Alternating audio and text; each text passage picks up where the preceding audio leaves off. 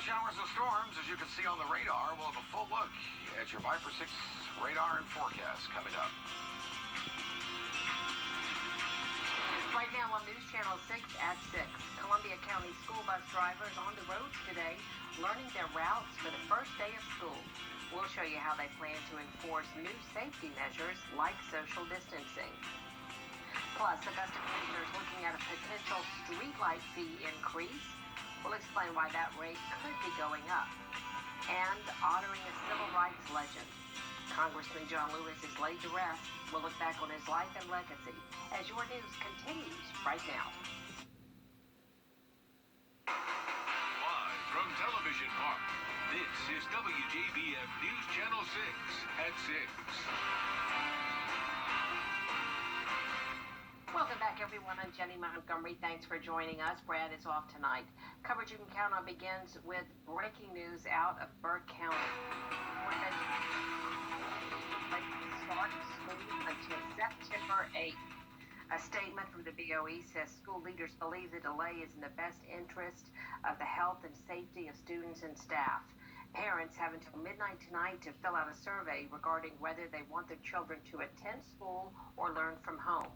Once again, the start of Burke County schools is delayed until September 8th. Coverage you can count on continues tonight with more than a 2-week delay for the start of school in Aiken County. The school year will now run from August 31st to June 11th. Students will go to school on Labor Day. There will be no fall break for Masters Week in November. The Thanksgiving holiday will be 1 day shorter, ending on November 26th. The school board worked through 3 potential plans before settling on this one. This is an emergency situation, and I think some sacrifices have to be made. And if we can squeeze out a few more hours through the year for direct instruction, I think that's a good idea.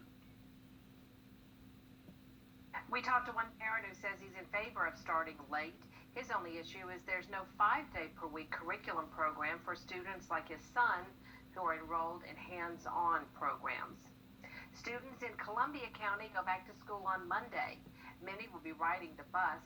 To prevent the spread of COVID-19, buses will be thoroughly cleaned several times a day. The expected number of riders is down because many students are learning from home. Those low numbers can help in the effort to keep students and drivers safe. As soon as school is out for the school year in May, we start preparing, redesigning routes, whatever we need to do, adjusting for projected enrollment, new students coming in. So we spend our entire summer doing that. Sibling groups will be allowed to sit 3 to a seat, while other students can sit 2 to a seat. Students can also expect assigned seating. Back-to-school jitters are not uncommon for most students. However, with children seeing COVID-19 dominating the news, their anxiety may be enormous. Counselors say parents and caregivers should have an honest conversation with their kids about the challenges this upcoming school year may present. Students may say things that seem off the wall to an adult. And rather than judging that or minimizing that or trying to soothe the discomfort, just hear it. Dr. Brown also encourages parents to establish a good relationship between the school counselor and the student. The counselor can provide extra resources. Tim, we did have a storm blow through my neighborhood. Yeah, that's Jenny. All right, thanks a lot, Tim.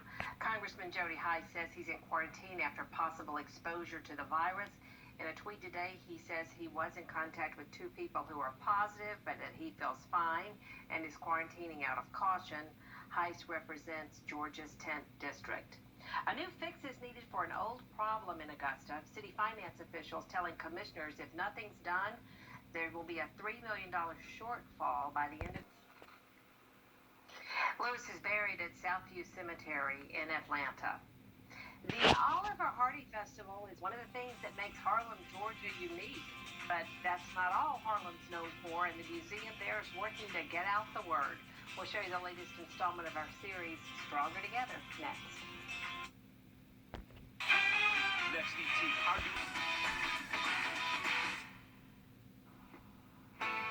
In our continuing series, Stronger together, we're shining the spotlight on Harlem, Georgia.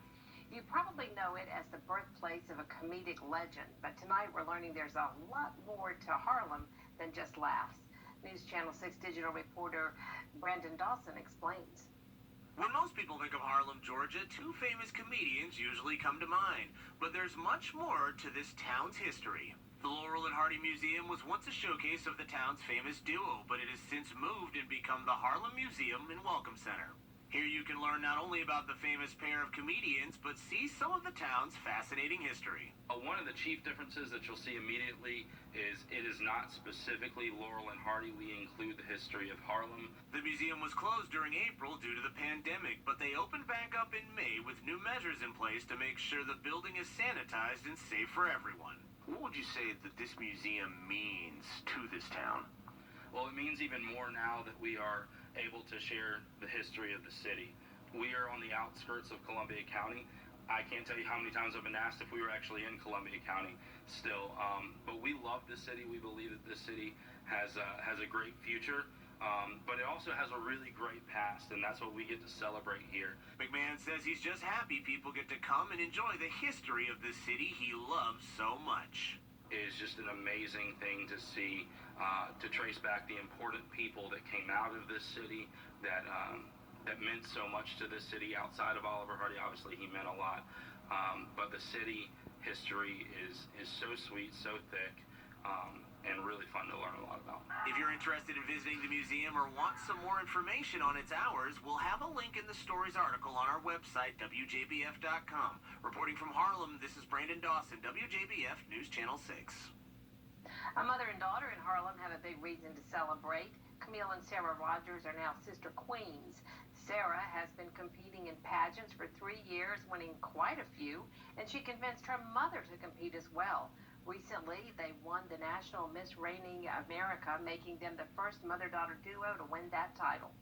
Knowing that I had won with her was pretty amazing, to be able to have something that she and I can share that, is very much her passion, and being able to share that with her, but then to have something that, is historical for the pageant system as well. I kind of like bossing her around because she does that a lot to me, so I get to do it to her now. Sarah's also been selected to walk in New York Fashion Week and the I'm the Real Thing in Orlando. Chief Meteorologist Tim Miller is up next with your full forecast and the latest on a tropical storm that could be impacting our weather here. Don't go away. The U.S. Senate because we need leaders who care more about the next generation than the next election. Stronger Together, sponsored by the Tax Slayer Foundation.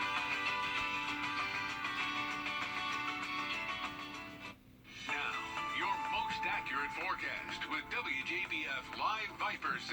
You know, I discovered on Netflix the other day Bob Ross. Y'all remember him? He's the painter of the 80s would draw I'm going to draw a little mountain, draw a little cloud. It's just so relaxing. This reminds me of a Bob Ross painting, right? Our Wjbf Skyview camera over at AU Health shows the darker clouds and some rain that we've had over the area. They pretty much, as expected, our showers and storms continue to pop, and really up near Lincoln County into McCormick, the heaviest rain. Waynesboro, Millen, y'all had some showers and storms. That's moving off towards the east. So my thinking is a couple more hours here, at least about 8 o'clock or so, we'll have some scattered showers and storms around. Very humid, very tropical air overhead. In fact, with our south-southwesterly wind, this is really coming from the Caribbean. And I'll tell you what, we've had dew points in the mid to upper 70s. That's even high for us. And this trough helps fire off these showers and storms. One more day that trough will be around, and then we'll dry it out a little bit for Saturday. And we'll wait for Isaias, which is currently off the coast here, the Dominican Republic, moving northwest at 20 miles per hour, hammering the Dominican Republic with a lot of rain. Wind speeds at 60 miles per hour. It's down to the west of San Juan and Puerto Rico. The latest from the Hurricane Center. Notice I'll stop it here as it continues to make this track near the Bahamas Saturday morning as a Category 1 hurricane at 75 mile per hour wind speed. So let's take it further towards the north here. And according to the Hurricane Center, it could be as far close, perhaps as west as just about our area, to as far east out here in the Atlantic. But taking that center line would have it still as a Category 1 hurricane off the South Carolina coast. And for us, what does that mean here at home? Well, As of tonight, my thinking is from 7 p.m., or rather from Sunday p.m., late afternoon, early evening through Monday, periods of rain, a few thunderstorms. It'll be windy at times, very humid. The opportunity of heavy rain, but most of this, as of now, will be south and east of us, and conditions will stay more towards the south and east, really, of the CSRA for the most part. I think near the coast and then into South Carolina along the coast, the chances of some heavier rain, but the more that stays to the east, obviously the less impact on us. This will be a changing forecast as some more information comes in and we continue to watch the storm. In the meantime, let's look ahead to tomorrow. Here at home, we have scattered showers and storms again. Heating of the day, I think we'll have a little bit more sunshine tomorrow, so we'll be in the mid-90s, so a little warmer than today. But notice 4 o'clock tomorrow afternoon, peppered about these reds and oranges, and not expecting a big severe weather, but certainly some heavy rain as the air is very tropical in nature, and we'll get these heavy downpours. Notice 8 o'clock, things start to wind down. Just like tonight, once the sun sets, that'll be the end of the showers and storms. So I would say about 8, 9 o'clock tonight. A few more showers, otherwise partly cloudy and warm, low of 74. 95 tomorrow, again, scattered afternoon showers and storms, certainly by late day. Here's our exclusive 10-day forecast. A little drier for Saturday, I think, as that trough sort of fades out. And then east-to-east moisture will move in for Sunday, Monday, and maybe a little bit of Tuesday as well, with a better chance of afternoon showers and storms. And we'll see high temperatures into the low 90s. So a lot more on air and online at WJBF.com. Jenny? All right, Tim, thank you so much. Stay with us, everybody. Sports is up next. The WJBF News Channel 6 Sports Desk is brought to you by John Foy and Associates. Knowing your rights is half the battle. Let me handle the rest. Now, WJBF sports coverage you can count on.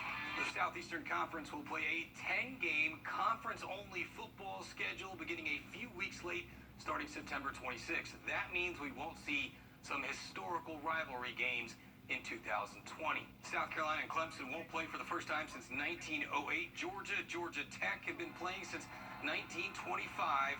We also won't see some of the Chick-fil-A kickoff classic games like Georgia against Virginia. Now, each SEC team will get one midseason open date, and all teams will have an open date December 12th. The SEC Championship will be played December 19th in Atlanta. This all comes one day after the ACC approved a 10-game conference schedule plus one in-state non-conference game to try to fit in those rivalry matchups. The NCAA announcing student-athletes will be allowed to wear patches on their jerseys supporting social injustice initiatives. All teams will have to pick the same patch. Players will also have the option of replacing their last names on the back of jerseys in support of a cause. But the new rule is subject to the conference and school approval. The GHSA continuing to move forward with their phasing in for high school football practices this fall. Last week, allowing players to put on helmets. Westside Patriot head coach John Wiley says the tough part will come once they put pads on for the first time, but his players have reassured him that they'll do what it takes to play, and he and his staff have noticed how positive his team's attitude is while working around the COVID restrictions. I think the most difficult days are ahead once you get pads on and other things out. Helmets and stuff, you really don't have a lot of contact. It's very limited anyway. I really give a lot of credit to our players as we put a lot of responsibility on them as far as we have like a daily chore list where we clean, we sanitize, we do all these things. It's all supervised by our coaches. And of course we come by behind them and clean. And their attitude towards doing all the right things to make sure we're safe has been impressive. Westside will be returning one of the top defenses in Class 2A, Region 4 in the state.